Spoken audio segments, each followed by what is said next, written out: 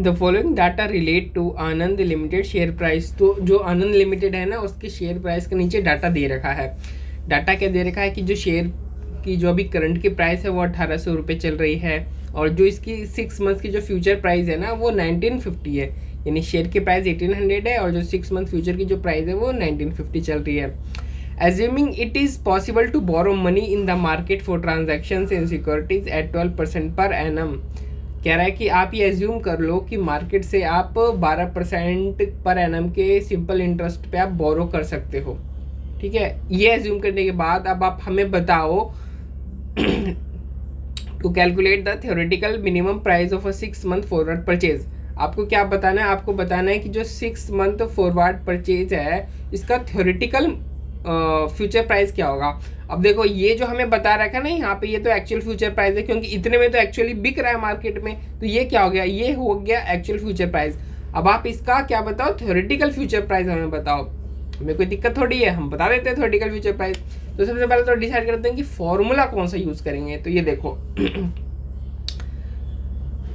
क्या जो underlying asset है, अंडरलाइंग एसेट मतलब कि जो शेयर है आनंद लिमिटेड का जो शेयर है, तो क्या अंडरलाइंग एसेट से हमें कोई इनकम हो रही है या कोई इनकम नहीं हो रही है?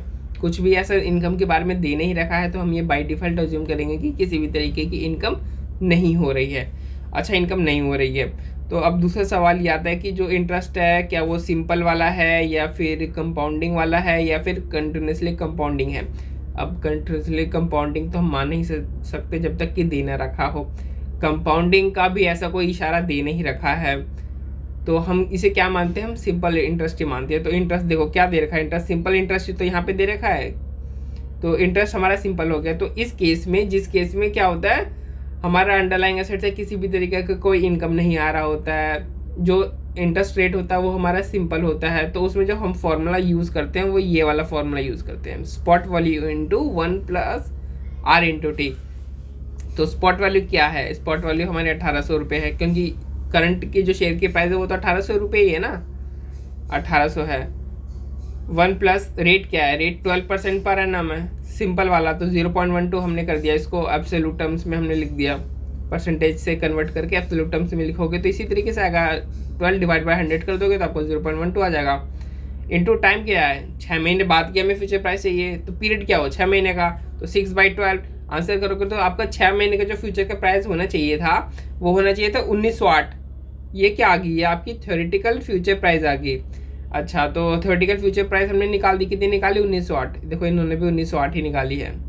यानी एक्चुअल फ्यूचर प्राइस और थ्योरेटिकल फ्यूचर प्राइस में क्या है? डिफरेंस है, सेम नहीं है। ठीक है, इतना समझ गए। अब आगे बढ़ते हैं। To explain arbitrate opportunity. हाँ, आर्बिट्रेज अपॉर्चुनिटी तो है।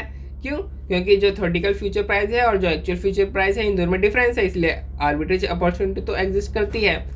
अब कह रहा है कि ये जो आर्बिट्रेज अपॉर्चुनिटी जो एग्जिस्ट करती है ना, आप बताओ कि इसमें हम करेंगे क्या क्या। जो ICAI का आंसर है उससे तो यही समझ में आता है कि क्या क्या करना है आर्बिट्रेज अपॉर्चुनिटी में गेन करने के लिए। तो देखो, आर्बिट्रेज अपॉर्चुनिटी में हमारा जो मेन मकसद होता है वो होता है गेन करना। हमारे पास एक ढेला पैसा नहीं होता, लेकिन हमें फिर भी कमाना होता है, प्रॉफिट चाहिए होता है। तो प्रॉफिट कब होगा? प्रॉफिट तो तब होगा जब हम कम में खरीदेंगे और ज़्यादा में बेचेंगे। क्या कब होगा प्रॉफिट? जब हम कम में खरीदेंगे और ज़्यादा में बेचेंगे। तो ज़्यादा कौन सा है? थ्योरेटिकल फ्यूचर प्राइस ज़्यादा है या एक्चुअल फ्यूचर प्राइस ज़्यादा है? ज़्यादा एक्चुअल फ्यूचर प्राइस है, यानी हमें एक्चुअल फ्यूचर प्राइस हमें क्या करना पड़ेगा? परचेज करना पड़ेगा। और थ्योरेटिकल फ्यूचर प्राइस पे क्या करना पड़ेगा? नहीं, एक्चुअल फ्यूचर प्राइस पे तो हमें सेल करना पड़ेगा ना, क्योंकि ये ज़्यादा रेट है। कम रेट तो थ्योरेटिकल फ्यूचर प्राइस है, तो थ्योरेटिकल फ्यूचर प्राइस पे हमें क्या करना पड़ेगा? बाय करना पड़ेगा। तो हम क्या करेंगे? कम रेट पे बाय करेंगे, यानी थ्योरेटिकल फ्यूचर प्राइस पे हम बाय करेंगे और ज़्यादा रेट पे सेल करेंगे, मतलब जो एक्चुअल फ्यूचर प्राइस है उस पर हम सेल करेंगे। बट जो एक्चुअल फ्यूचर प्राइस है ना, ये अभी करंट में है, और जो थ्योरेटिकल फ्यूचर प्राइस है ये हमारे सबसे 6 महीने बाद होगी। यानी अभी हम क्या करेंगे? अभी हम सेल करेंगे और 6 महीने बाद हम बाय करेंगे। ठीक है, तो हमने फ्यूचर में हमने पोजीशन हमारी डिसाइड कर ली कि फ्यूचर के रिगार्डिंग हमारी पोजीशन क्या है। फ्यूचर के रिगार्डिंग हमारी पोजीशन ये है कि हम फ्यूचर को अभी सेल करेंगे और 6 महीने बाद बाय करेंगे। तो अगर हम फ्यूचर को हम अभी शॉर्ट करेंगे 1950 पे, तो जो अंडरलाइंग एसेट है इसमें हमें रिवर्स पोजीशन मार्केट में लेनी पड़ेगी, तभी तो आर्बिट्रेज की अपॉर्चुनिटी मतलब पॉसिबल है। तो हम यहाँ पे लॉन्ग की पोजीशन लेते हैं, यानी अनलिमिटेड के शेयर में हमने लॉन्ग की पोजीशन ले ली और फ्यूचर में हमने क्या कर ली, शॉर्ट की पोजीशन ले ली। ठीक है, तो हमने क्या किया, अब लॉन्ग की पोजीशन लेने के लिए हमें क्या चाहिए, अब लॉन्ग की पोजीशन लेने के लिए हमें पैसे चाहिए। पैसे हमारे पास एक ढेला नहीं है, पहले बताया था मैंने शुरू में। तो हम क्या करेंगे, मार्केट से बोरो करेंगे। तो मार्केट करंट जो शेयर प्राइस है उसका रेट क्या है, 1800 रुपये चल रहा है, यानी हम मार्केट से 1800 रुपये बोरो करेंगे। तो हमने 1800 रुपये बोरो किया, हमने स्टॉक बाय कर लिया। ठीक है, यानी नेट कैश फ्लो क्या हुआ, जीरो। क्या, लेकिन ट्रांजैक्शन तो एक और हुई है ना, हमने फ्यूचर को शॉर्ट भी तो किया है। देखो, हमने फ्यूचर को शॉर्ट तो किया है, लेकिन अभी कोई कैश फ्लो नहीं हो रही है जीरो टाइम पे। जीरो टाइम पे कोई भी कैश फ्लो नहीं हो रही है। ये तो हमने कॉन्ट्रैक्ट किया कि हमारे पास राइट है कि हम 6 महीने बाद क्या करेंगे, आपको 1950 रुपये में हम बेच देंगे, हमारे पास राइट है। तो हमने राइट एक्वायर किया, बट कोई कैश फ्लो नहीं हुआ है। हम सिर्फ कॉन्ट्रैक्ट में अभी एंटर किया हमने, तो फ्यूचर शॉर्ट तो किया, बट कोई उसमें एक्चुअल कैश फ्लो भी नहीं हुआ है। अब 6 महीने बाद आते हैं, नहीं अब सीधा मैच्योरिटी पीरियड पे आते हैं।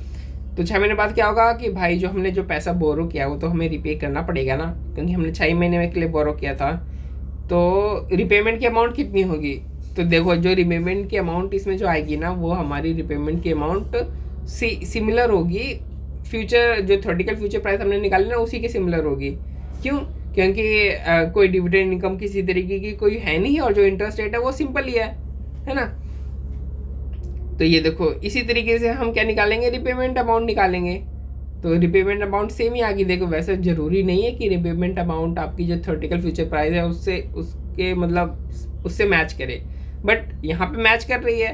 तो हम अलग से हम कोई रिपेमेंट नहीं निकाल रहे हैं, रिपेमेंट की अमाउंट हम यहीं पे हम बता रहे हैं कि ये इसी तरीके से निकलेगी आपकी रिपेमेंट अमाउंट। तो इसी तरीके से चाहे आप दोबारा निकाल लो, आपकी वही 1908 रुपये ही आएगी। तो आपने बोरो किया था, तो आपने रिपे कर दिया 6 महीने बाद। अब अपने स्टॉक को बाय किया था, तो अब स्टॉक को सेल भी तो करोगे। अपने पास एक ढेला रखना नहीं है कुछ भी। ठीक है, इसी को आर्बिट्रेज कहते हैं कि आपके पास कुछ ही नहीं है, फिर भी आपने बहुत कुछ करके पैसा कमा लिया। 6 महीने पहले भी कुछ नहीं था, 6 महीने बाद भी आपके पास कुछ नहीं रहना चाहिए, सिर्फ प्रॉफिट रहना चाहिए। तो हमने स्टॉक को बाय किया था, अब स्टॉक को बाय किया था तो 6 महीने बाद स्टॉक को सेल करेंगे, बट सेल किस रेट पर करेंगे वो रेट हमें पता नहीं है। तो एज्यूम कर लो कि एक्स रेट है, शेयर की प्राइस उस समय एक्स हो गई 6 महीने बाद। तो हमने स्टॉक को सेल कर दिया, एक्स पे हमने सेल कर दिया। अब फ्यूचर को हमने शॉर्ट किया था, फ्यूचर को शॉर्ट किया था, तो 6 महीने बाद क्या होगा, 6 महीने बाद फ्यूचर की सेटलमेंट हो जाएगी। फ्यूचर की सेटलमेंट कैसे होगी, हमने जब हम फ्यूचर शॉर्ट करते हैं तो इसका मतलब ये है कि हमारे पास राइट है कि हम क्या करेंगे, 6 महीने बाद हम उसको बेच देंगे। तो 6 महीने बाद हमने बेच दिया, लेकिन हमने बेचेंगे कैसे, हमारे पास तो कुछ है ही नहीं। तो हम क्या करेंगे, मार्केट से खरीदेंगे और फिर उसको बेच देंगे। तो हमने मार्केट से किस रेट पे खरीदा, हमने मार्केट से एक्स रेट पे खरीदा, क्योंकि उस समय 6 महीने बाद जो शेयर प्राइस है हमें दी नहीं रखी है, हमने शेयर प्राइस को एक्स मान रखा है। तो जो शेयर प्राइस है मार्केट में एक्स है, तो हमने एक्स पे खरीदा और 1950 में हमने बेच दिया। अब ये नेगेटिव फिगर आएगी, पॉजिटिव फिगर आएगी, वो जब ये एक्स की वैल्यू में पता चलेगी तभी हमें पता चलेगा कि ये नेगेटिव फिगर है कि पॉजिटिव फिगर है। तो खैर जो भी आएगा फिगर तो यही आएगा, है ना, जो फ्यूचर सेटल करेंगे वो अमाउंट। तो टाइम जीरो पे कोई कैश फ्लो हमारे पास, नेट कैश फ्लो जीरो था। अब मैच्योरिटी पे कितना कैश फ्लो होता है, तो एक्स से एक्स कट जाएगा आपका, और 1908 और 1950 ये रिपेमेंट आपने किया, रिपेमेंट किया तो इधर कैश आउटफ्लो होगा, यानी नेगेटिव अमाउंट होगा। अब इन दोनों को सॉल्व कर लो, 1950 माइनस 1908, तो आंसर कितना आपका आया, आंसर आया 42 रुपया। आंसर कितना आया, 42, यानी ये आपका क्या हो गया, प्रॉफिट हो गया। तो देखो इनका भी 42 रुपया, इनका इंस्टीट्यूट का क्या आ रहा है, प्रॉफिट आ रहा है 42 रुपया। यानी अब टाइम जीरो पे देखो, अब देखो इसके पास आर्बिट्रेज के पास क्या हो रहा है, इसके पास टाइम जीरो से पहले कुछ था नहीं था, 6 महीने बाद क्या इसके पास किसी तरीके का कुछ भी है नहीं, कुछ भी नहीं है, सिर्फ इसके पास क्या है, प्रॉफिट है। इसी को कहते हैं आर्बिट्रेटर। आर्बिट्रेटर कौन होता है, जिसके पास कुछ नहीं होता लेकिन वो प्रॉफिट कमा लेता है। तो इसको ना इग्नोर मारना फिलहाल के लिए, आपकी इतना काम का है नहीं। बाकी अगर आप समझ गए हो ये तो बहुत इजी है ये डायग्राम के थ्रू तो।